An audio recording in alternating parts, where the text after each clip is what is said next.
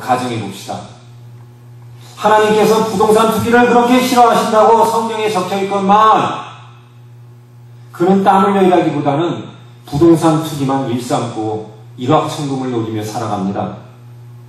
모든 사람들이 하나님의 형상을 닮아 인간을 학대하고 억울하게 하는 것은 하나님을 대적하는 일이라고 하였건만 그는 자신의 사회적 지위를 이용해서 그 지위를 남용하여 낮고 힘없는 자를 착취하고 억압합니다.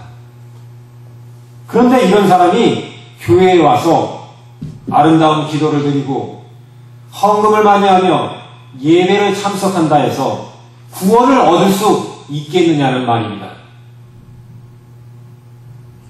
즉, 그는 믿음은 있는데 행위가 없는 것이 아니라 그의 행위를 보니 그가 말하는 믿음은 성경이 말하는 구원에 이르는 믿음이 아니라는 것입니다.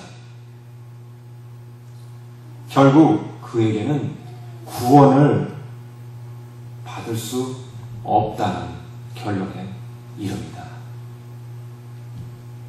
구원과는 무관한 신앙생활, 종교활동을 하고 있었다는 것이죠.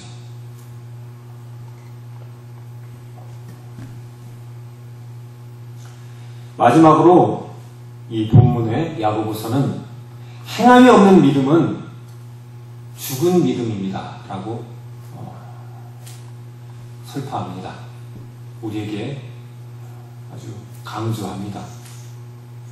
우리 마음속에 새겨지도록 강조합니다. 이 본문 말씀에 행함이 없는 믿음은 그 자체가 죽은 것이라고 지적합니다. 여러분, 우리가 소유하고 있는 믿음이 잘 작동되다가 어느 날 비실비실 힘을 잃고 죽어가는 그런 믿음이 가능합니까? 힘있게 작동하던 생명력 넘치던 믿음이 문제가 생겨 기운이 쇠하여 죽어버립니까? 본문을 잘 살펴보면 그런 뜻이 아님을 알 수 있습니다. 즉, 행함이 없는 믿음은 그 자체가, 즉 다시 말해서 외부로부터 선행이 공급되어 잘 살던, 아주 잘 작동하던 그런 믿음이 아니라 이미 그 자체는 자체로서 죽어있던 믿음이라는 것입니다. 다시 말해서 외부에서 선행이 공급되어 잘 살던 믿음이 아니라는 얘기죠.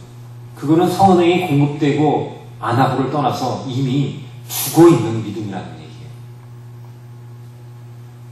애초부터 생명이란 존재치 않았던 죽어있는 믿음이라는 얘기입니다. 여러분의 믿음이 그렇다면 이건 상상조차 하기 싫은 아주 끔찍한 일 아닙니까? 이 원어 본문에 대한 어느 성서학자의 연구에 따르면 죽음이라는 이 형용사적 이 표현이 살다가 죽어버림이란 그런 의미의 그 동사의 분사형과는 전혀 다른 의미라는 거죠. 그러니까 단순한 형용사형으로 본문에는 표현이 되어 있다는 겁니다. 그러니까 이 믿음이 잘 살다가 살아있다가 선한 행위를 하지 않음으로 말미암아 힘을 잃고 죽어버린 그런 믿음이 아니라 애초부터 원래 이 땅 가운데 생길 때부터 죽어있던 믿음이었다는 것입니다.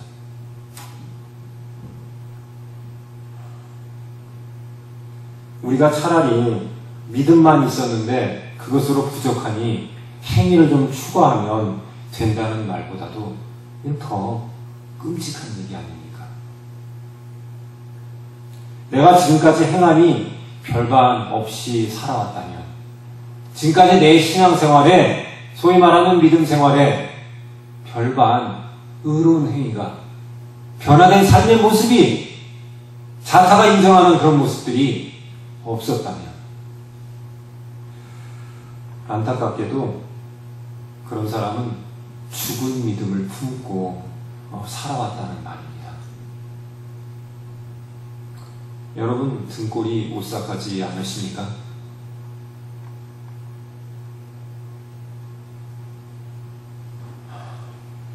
여러분 이제 말씀을 마무리하겠습니다. 성도 여러분, 믿음은 실천이 따라야 합니다. 믿음은 그것이 하나님에 의해 우리 마음속에 심기어진 그 순간, 그 이상 그 순간부터 행함을 동반하게 됩니다. 즉 믿음은 행함이 동반되어지면서 살아 역사하는 믿음인 것입니다.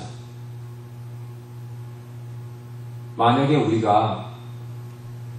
우리의 믿음이 행함이 없던 믿음이었다면 여러분 어찌하겠습니까?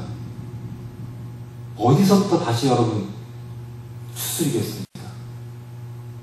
이 엉클어진 우리의 삶의 모습을 어떻게 추스리시겠습니까? 하나님께서는 우리에게 참으로 살아있는 생명을 주셨습니다.